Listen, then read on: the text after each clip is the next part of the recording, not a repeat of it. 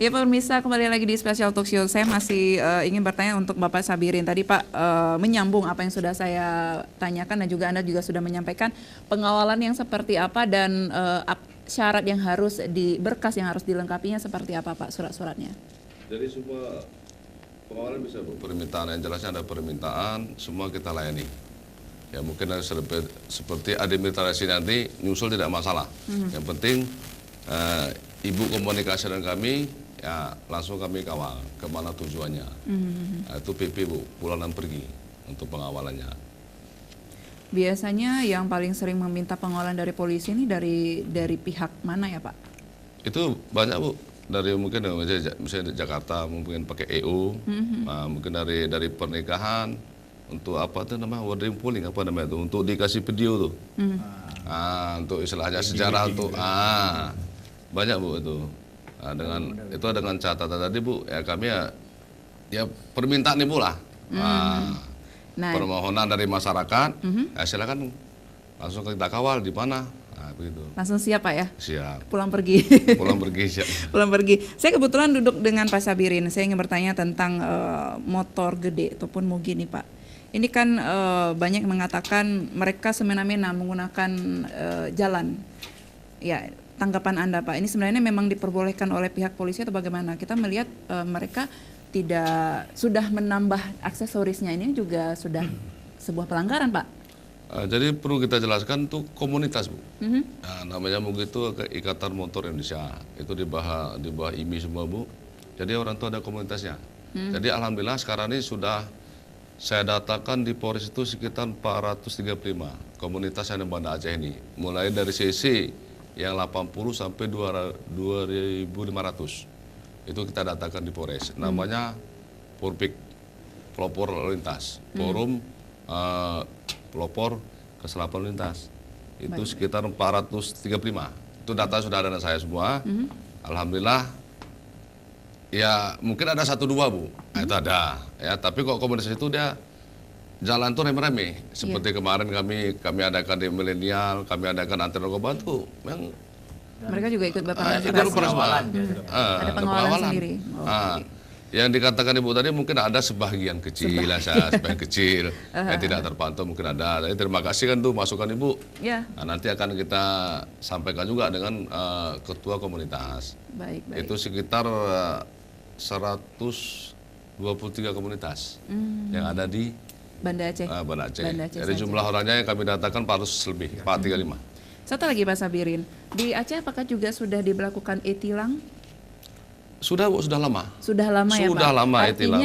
Artinya masyarakat juga sudah mengetahui adanya e-tilangnya sendiri? Alhamdulillah kalau Banda Aceh ini semua sudah, sebagian besar sudah. Ya mungkin ya kendalanya Bu, ya mungkin ya pembeli kita mungkin dari kampung tidak mempunyai ATM.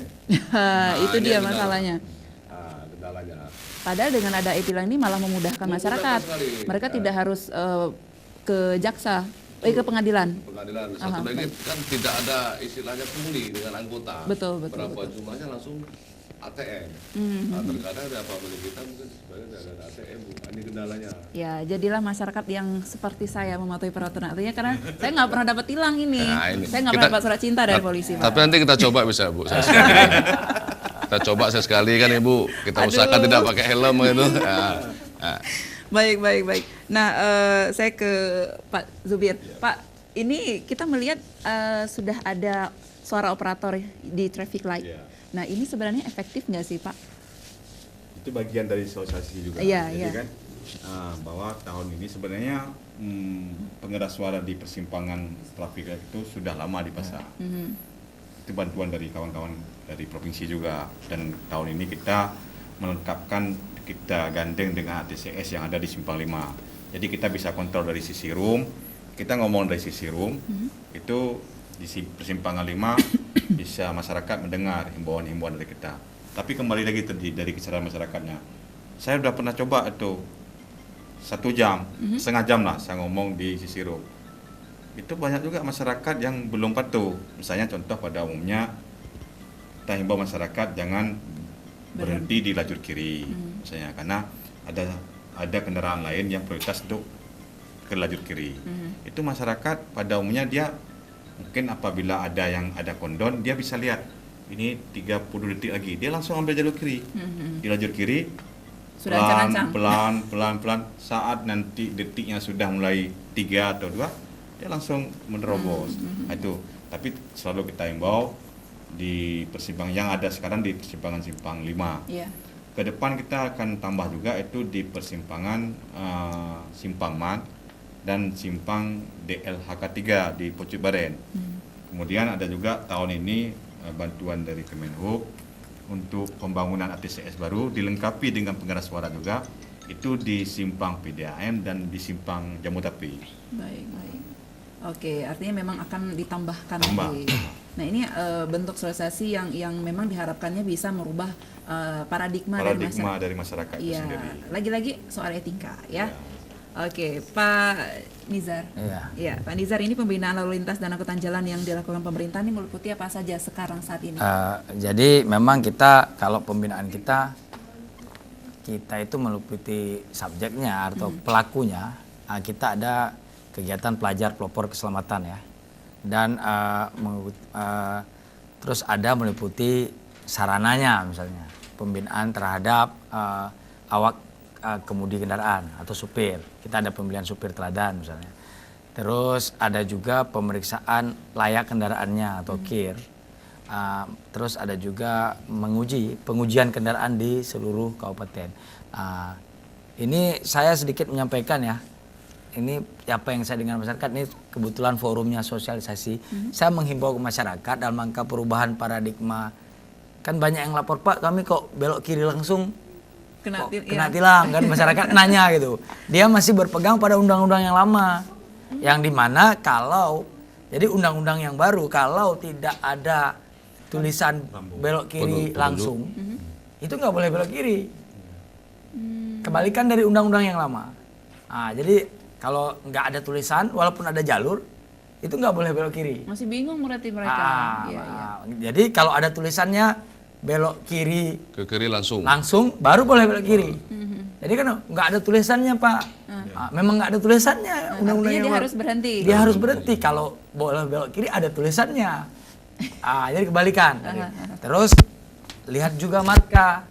Kalau markanya menerus, berarti dia walaupun nggak ada tulisannya dia nggak boleh lanjut. Ini banyak kesalahan-kesalahan kita temukan dalam masyarakat. Markanya nyambung, artinya di stop line ya, marka stop line. Di simpang lampu merah itu markanya penuh, marka putihnya penuh sampai habis jalan.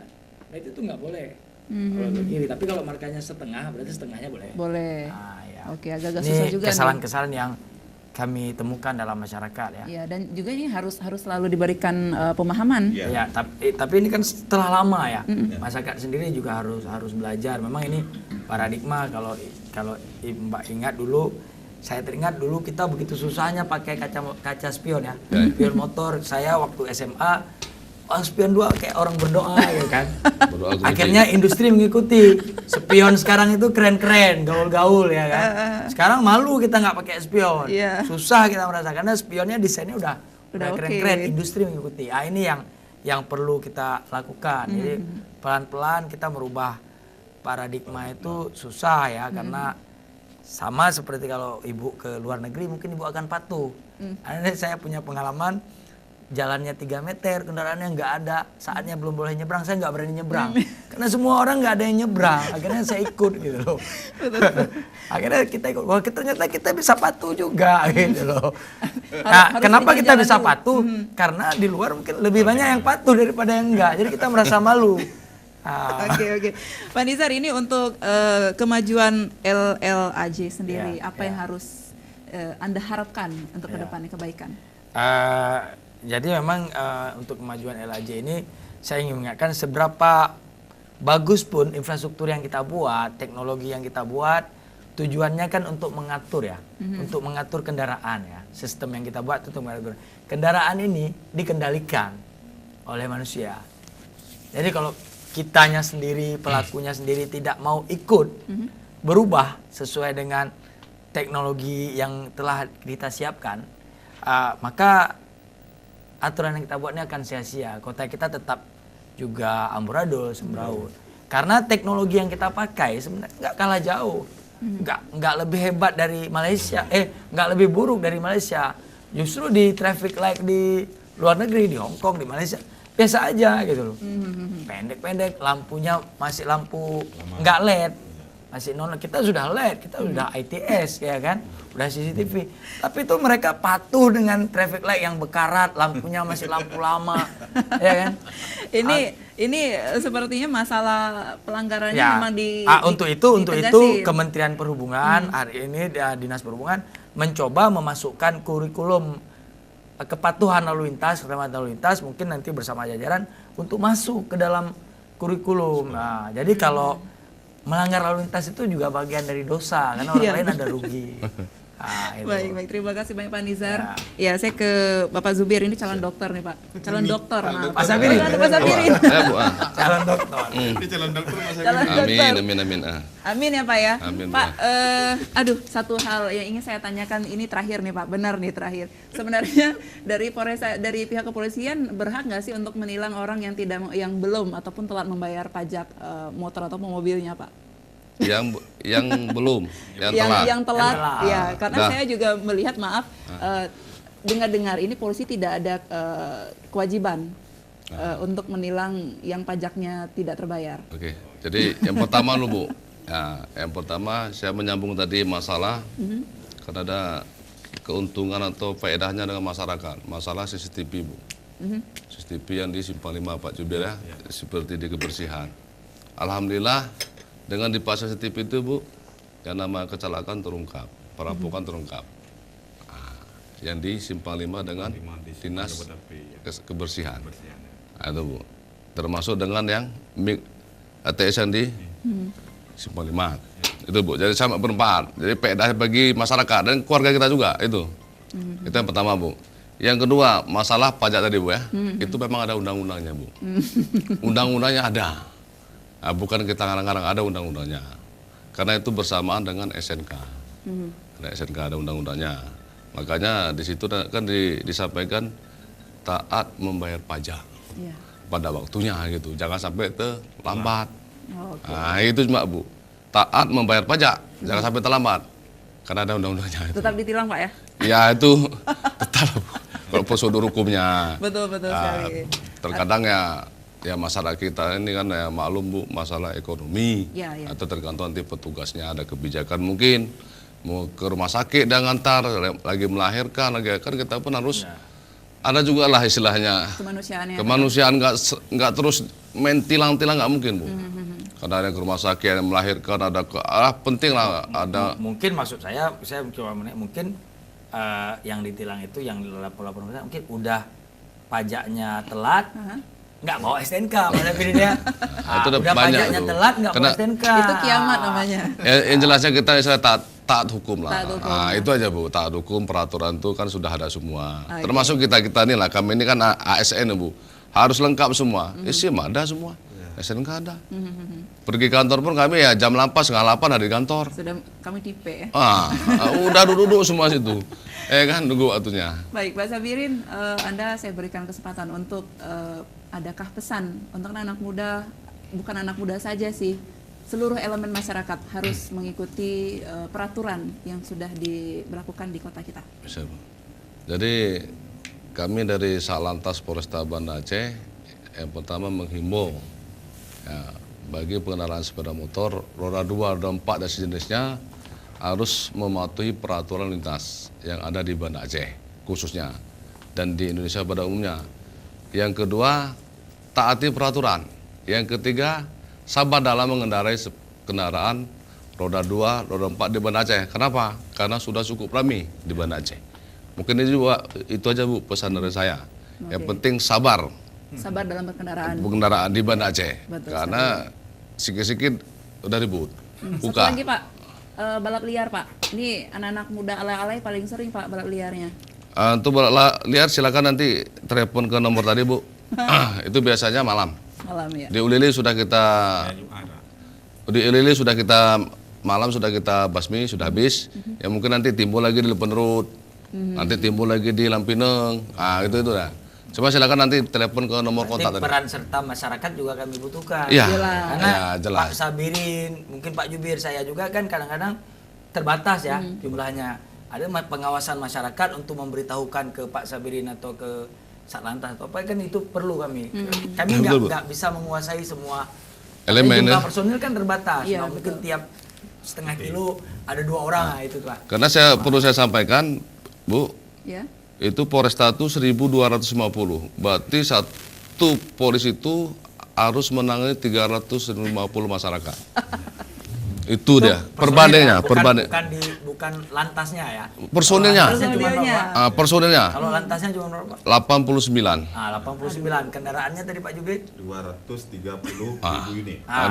Bayangkan Bu, 89 personil untuk mengawasi 230.000. ditambahlah pegawai di sub dengan Pak Jubir ini ya sekitar 50 ya biar ya. 150 lah. Ini menjadi PR terus jadinya, harus ada kesadaran dari Artinya Makanya- ada kepedulian masyarakat di situ. Oke, Pak Zubir, terakhir Pak, harapan Anda dan juga apa yang ingin Anda capai di tahun 2019? Benar. Jadi harapan kami kalau dari Dinas Perhubungan Kota, pertama kami mohon menghimbau masyarakat Kota Banda Aceh khususnya dan masyarakat Aceh yang ke Banda Aceh mohon mematuhi rambu-rambu lalu lintas. Pertama kalau kami lihat di Indonesia yang paling banyak rambu larangan parkir di Aceh, di Kota Banda Aceh. Kota Banda Aceh. ya. Ya. Nah, itu kalau kami perhatikan, kami jalan-jalan ke daerah lain yang paling banyak rambu larangan parkir itu di Kota Banda Aceh. Seharusnya masyarakat tahu bahwa jalan nasional tidak boleh parkir, nggak perlu ada rambu lagi. Itu dia yang pertama. Yang kedua, kami menghimbau bahwa dari pemerintah pusat, pemerintah provinsi sudah menyediakan fasilitas publik seperti bus. Pada umumnya koridornya itu di Kota Banda Aceh dan sebagian Aceh Besar. Kami berharap menghimbau kepada masyarakat Kota Banda Aceh, gunakanlah bus atau angkutan massal yang sudah disediakan oleh pemerintah. Dan alhamdulillah udah 3 tahun terakhir ini gratis. Ya. Belum ada di Indonesia Yang yang gratis. Kan? Oke. Mudah-mudahan gratis terus Pak ya. Insya Insya Allah Allah. kita minta bantu dengan Pak Nija. Amin, amin. Oke. pemerintah Aceh. Iya. Ya, jangan sampai saya naik nanti udah berbayar nih. Baik itu Tapi saja. Ibu kalau naik telepon kami. Iya. Ada ide. Kasih kami temani. Kami dampingi. Kami dampingi. Saya dapat- Sungguh rugi warga Kota Banda Aceh ya besar belum naik Transkuta Raja. Saya mungkin kalau kita nelpon sama orang-orang itu orang rata-rata saya mau naik Transkuta Raja gitu. Karena gaungnya kan nasional. Iya. Mereka datang kemari. Bahkan kemarin ada yang WA saya, Pak, kapan Transkuta Raja ini bisa kami naik langsung dari bandara. Nah, ini lagi kita proses pembuatan halte di dalam. Karena kota yang nyaman adalah kota yang bisa melayani transportasi bukan untuk warga kotanya, Baik, baik. ya. Untuk pendatang gitu. Untuk Kalau pendatang warga juga. kota, Ibu, saya udah punya sepeda motor. Tapi begitu orang datang sekarang oke, sudah ada Gojek dan sebagainya. Tapi kan dia nggak punya saudara. Fasilitas angkutan umum ini yang berperan. Nah, Oke, ini kalau juga- nyamannya untuk ibu, kota kita belum keren. Tapi kalau nyamannya untuk orang, kota kita keren. Oke, ini juga sebuah masukan yang luar biasa sekali, yang brilian sekali idenya, di mana kita juga bisa meningkatkan publik wisata kita di Kota Banda Aceh ya Pak ya.